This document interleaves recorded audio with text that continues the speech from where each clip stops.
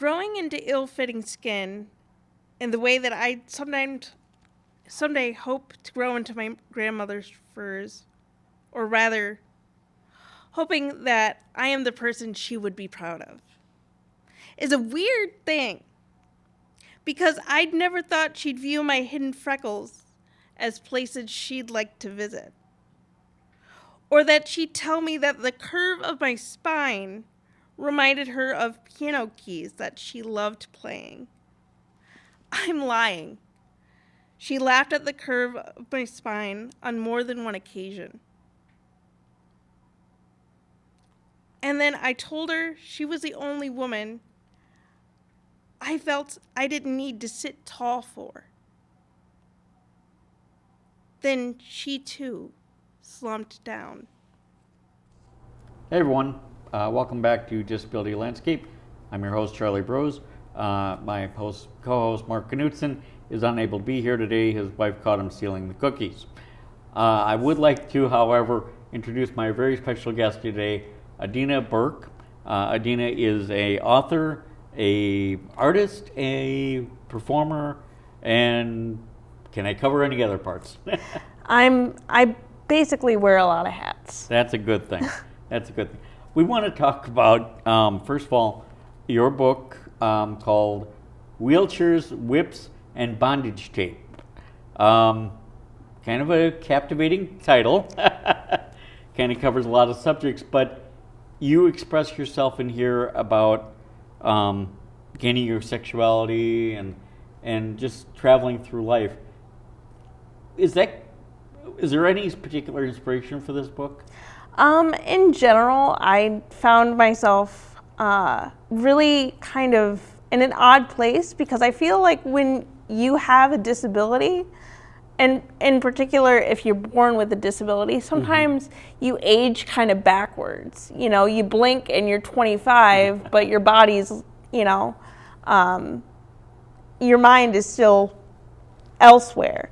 And so I found when I was navigating my 20-somethings, I was feeling a lot like this is what my adolescence was supposed to feel like. And I don't think I'm alienated in that experience as a disabled individual trying to navigate true independence for the first time. Absolutely. I have read through this book and have self-identified, with the number of the scenarios you're talking about with, being able to try and express your sexuality with family members, friends, and as you say it with people with disabilities often have a delayed adolescence because they don't get to have that sexual freeing until who knows when. And you're trying to navigate individualism and coming to your own, into your own, and that's also what this book is about. Not just coming, but coming into your own in general. So I tried to be frank about it, and I tried to really write from the heart, not just comedically, although I do hope that shines through. Yes. But also have a lot of heart and in navigating those awkward experiences. I wanted to write it awkwardly because it is awkward, stumbling over your own body like a drunk gazelle. Yeah, exactly. It's very hard to have this conversation, and I think that's why I wrote it, because it was easier to write versus talk about. Your coming of age, if you will. Exactly. And you are brutally honest in this book, but yes, I get the humor because I find myself going, yeah, that's me too. I'm just like, I didn't pick up a guy at a bar, but I've been in a couple situations where it's like, okay, where's this going to end? And as a disabled person, it's harder to navigate through that. You talked in one piece about, okay, are we going to take your car? Is my wheelchair going to fit in your vehicle? That kind of thing. And it's like, there's so much more to think about as a person with disability. Exactly. I can't just have, sloppy seconds, or, I can't just be like, oh, it was a one-time thing. It's never going to happen again. Even if it's a whim decision, which happened a lot in my 20s, there was planning to get to that point. In disability, there's no spontaneity, really. Right. Everything has to be planned, and I really have to like know my body, know my partner well enough to communicate like, oh, okay, this is what's going to happen, and this is okay versus, Right. And early on in the book, you mentioned you're from a small town. Where are you from? Yes, I'm originally from Goodrich, Michigan. So. Oh, okay. That's about as small as it gets, I imagine. Yeah. Kind of in the middle of nowhere. Okay. And growing up with a disability in a small town like that, does it feel more sheltered than you think if you'd been in a city? Absolutely. I moved to Minnesota with the goal of getting into Minneapolis when I was heading into my 20s. Okay. And going from little old nowhere, where it felt like I had a lot of eyes on me, and not just because I'm plenty good looking, but because I'm different. And your modesty is wonderful. Thank you.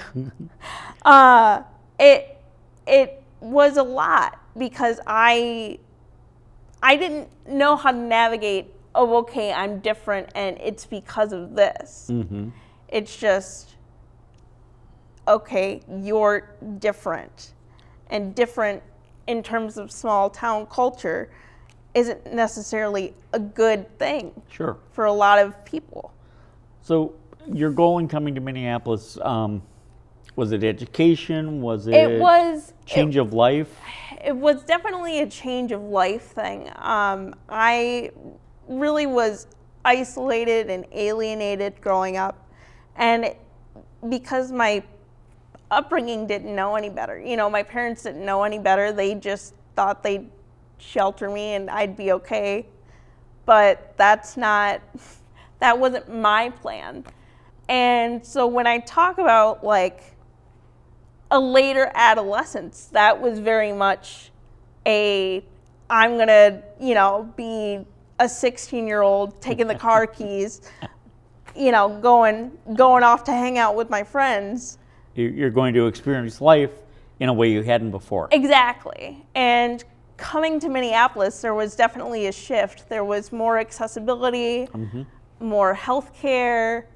I was able to get access to things that made me feel like myself in terms of like my interest in the arts and what I like to do. And, having your first set of apartment keys was very freeing to just be like, wow, my mom has no idea what I'm doing right now. This is my place and my sanctuary. Exactly. Okay. The one piece you read denoted your grandmother. Yes. Was she an influence in you to help get your independence? Oh, definitely. She was stubborn as an all get out. And so growing up, she always told me that I could do anything I wanted to do. And so for a very long time, whenever I needed access for certain things, or I was struggling with what I viewed to be my strong suits, and I felt defeated, and perhaps I'm not good enough anymore, things like that. She was very against that. She was my voice of reason in the midst of my moody teenagedom. Well, it's good to have somebody that can do that for you. Because I'm sure that as many other people with disabilities have experienced, parents are so much more protective. Exactly. And it's not even a helicopter parent for a lot of people. It's like an entire SWAT team. They're always swarming right it. there. Yes, they're always right there, undercover or otherwise. They have eagle eyes. Yeah. You go to bed and if there's a noise, they're going, "Are you okay? Are you okay?" Exactly. But I think that's part of why I have written too, is because sometimes when you speak to somebody, you know, you're stumbling over your words, you're trying to find, how can I articulate this in a way you understand, versus writing it down. It's like, okay, it has permanence. I Yep. can't take things away. They can't take it away. This is what I said, and I stand by this. That's excellent.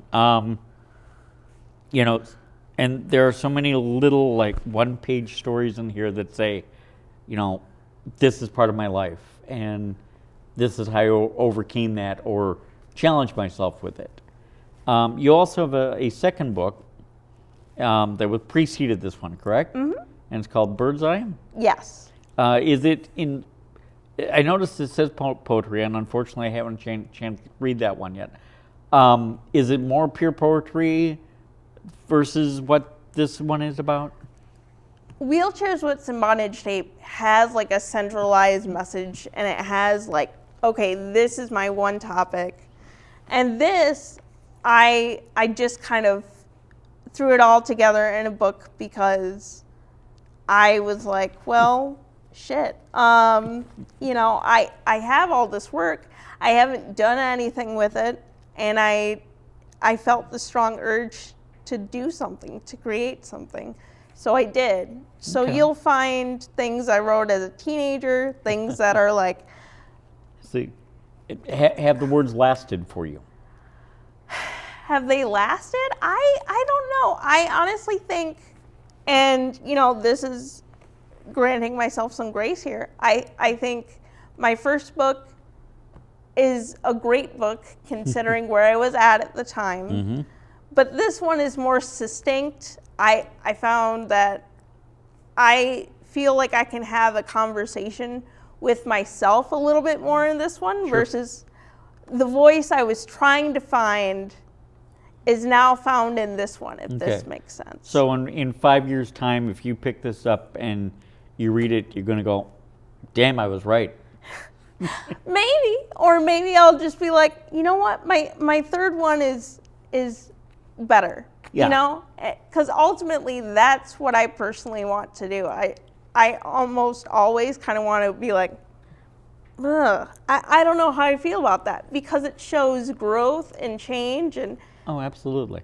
when it comes to the fluidity of art and how we're fluid as people, I think sometimes in particular artists tend to box themselves in, Sure. and then they don't move forward. And moving forward for anybody is a scary thing, but in particular when you're trying to like market toward an audience or whatever it is you're trying to do, sometimes you get hung up on one identity, and the reality is there's several facets to different people. And that's why I spoke in this book about what I did in terms of different situations, like with my wheelchair and my surgery scars, and you know, even my palsy arm at some point or another. Well, and with this book, you're breaking free. Mm-hmm. The next book going to be I've Arrived? I don't know if that'll ever be a reality, because I think people are constantly becoming something. Okay. So I'm constantly moving, and I kind of want to keep my art that way too. I hope that the next book is a little bit more succinct, like this one. I hope, you know, it shows my growth in terms of what I've been writing and what I've been thinking about and what I've been doing. Being a disabled person, as you know, in the midst of this pandemic is Oh, terrible. So yeah, far more isolating than a lot of people realize. exactly. So And so the next book is the next stage. Where am I not at now? exactly. Okay. And, you know, I think that'll showcase a lot more growth than perhaps I realize now while I sit here and draft it up. Yeah. Uh, you talk a lot about sex in here. And, Yep. and for me, I find that very freeing because so many people aren't honest about themselves with their sex lives. And with people with disabilities, it's twice as bad, or even multiplied more. How do you? I mean, is it your operation to say, "Yeah, I'm going to go hang out at a bar, see if I can find a guy," or do you go and have people set up dates for you? Do you have someone steady now? I have a wonderful fiance, Oh, that's great. and we just bought a house in the beginning of the pandemic, and we're settling down. I now have a dog. So it was funny because one of the Metro Mobility drivers picked me up, and he's like, "So now you're out here in the burbs. What happened?" You know, but that's life, and that's how it changes and moves. And I can acknowledge the fact that I've done these things in this book. Obviously, it's autobiographical, but I can also acknowledge, like, hey, 20-somethings might find me a little bit dull, you know, and at 31 years old, I'm sitting here and I'm like, why would I try and impress teenagers to begin with? But you are entering that next phase where it's like, I have someone and we're going to explore life together. Exactly. And in the beginning of our relationship, it was really freeing and really, he is and always has been very supportive of my work and why I discuss things the way I do, because so many people with disabilities have been victims of sexual violence. Certainly. And we don't talk about that at all. We don't talk about consent and what that looks like. We don't talk about healthy behavioral modeling. And with that delayed adolescence, you know, we might not have had the model of like, oh, okay, this is what dating looks like. Mm-hmm. And this is what sexuality looks like, and it's all okay. And there's a lot in here about your own control Exactly. and controlling your sexuality, not letting somebody else be in charge of it. Exactly. And I think sometimes when you deal with PCAs or personal care assistants, and you're like, well, I want to put these shoes on, I want to style my hair in this certain way, you know, and you have somebody help you do that. To have somebody help you do those cares is such an intimate thing. And then sometimes you feel like your body isn't your own, and you're constantly reminded of like, hey, I want to do this, but I physically am unable to. Now, everybody in life will come to a point where their body argues against them. It's called getting older. But for somebody with disabilities, perhaps they've never had that exercise of autonomy. Sure. I mean, and you're talking about, you know, helping, you're losing some of that control. Exactly. But there's no way to regain it yourself. But yeah, but with sexuality and in talking with your partners, whomever they are, that is an ounce of control of taking it back and being like, I like this. I want to explore this. And kind of giving everybody permission to have this conversation is kind of what I hoped to do with the book. Yeah. A couple of years ago, I performed over at Smitten Kitten, and that was eye-opening for me because I didn't really know what exactly I was doing. Right. You know, I didn't know. I just wrote this book and I was like, shit, I hope people find it good. You know, I'm just going to throw it out into the ether. And I don't like to stare at it any more than I have to. But there were several women that came up to me after the show and they were like, thanks to you, I'm doing this. I'm buying this. I'm going to explore, you know, and that felt like, oh, okay, I can breathe. People are understanding this versus gawking at it. Because that was also a fear of writing this book in particular is, if I write this, if I talk about it, are people actually going to listen or are they going to gawk at it? Yeah.